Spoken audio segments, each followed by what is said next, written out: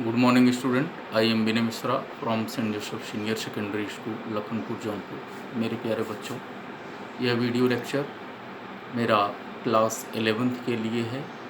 विगत पिछले वीडियो में मैं कबीर दास के दूसरे पद की व्याख्या कर रहा हूँ।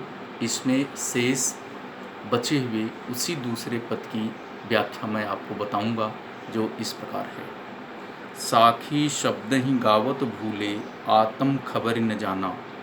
कबीर दास जी कहते हैं कि वेदों को, पुराणों को, अच्छे अच्छे भजनों को गाता तो है, लेकिन अपने आत्मा की पहचान वह मूढ़ मनुष्य भूल चुका है। हिंदू कहे मोहि राम पियारा, तुर्क कहे रहीमाना। लोग धर्म और मजहब के नाम पर अलग अलग विचारों में बटे हुए हैं। जहाँ हिंदू अपने श्री राम को अत्यधिक प्यारा और नज़दीकी और सबसे बड़ा चेतन और व्यापक ईश्वर बताता है, वहीं मुसलमान अपने खुदा को ईश्वर से बड़ा बताता है।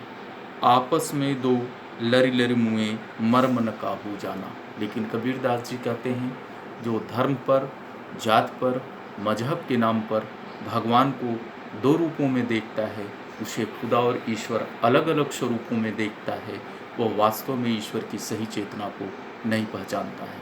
और इस तरीके से समाज में आज के समय में यह एक धार्मिक विसंगति बनी हुई है। घर घर मंत्र देत फिरत हैं, महिमा के अभिमाना।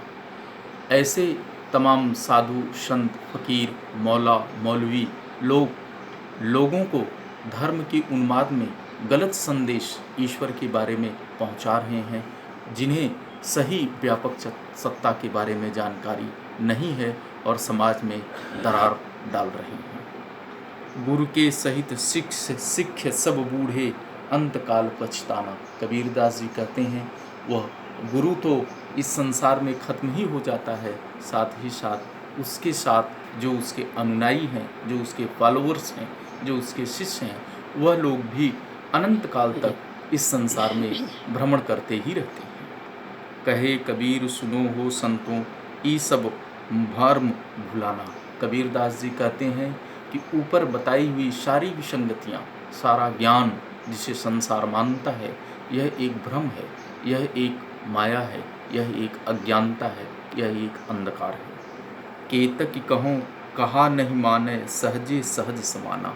कबीर दास जी कहते हैं कि मैं बड़े ही सामान्य स्तर पर कहता हूँ कि ईश्वर को प्राप्त करने का एकमात्र तरीका सहजता है, सरलता है, विनम्रता है, मन की पवित्रता है, हृदय की निर्मलता है।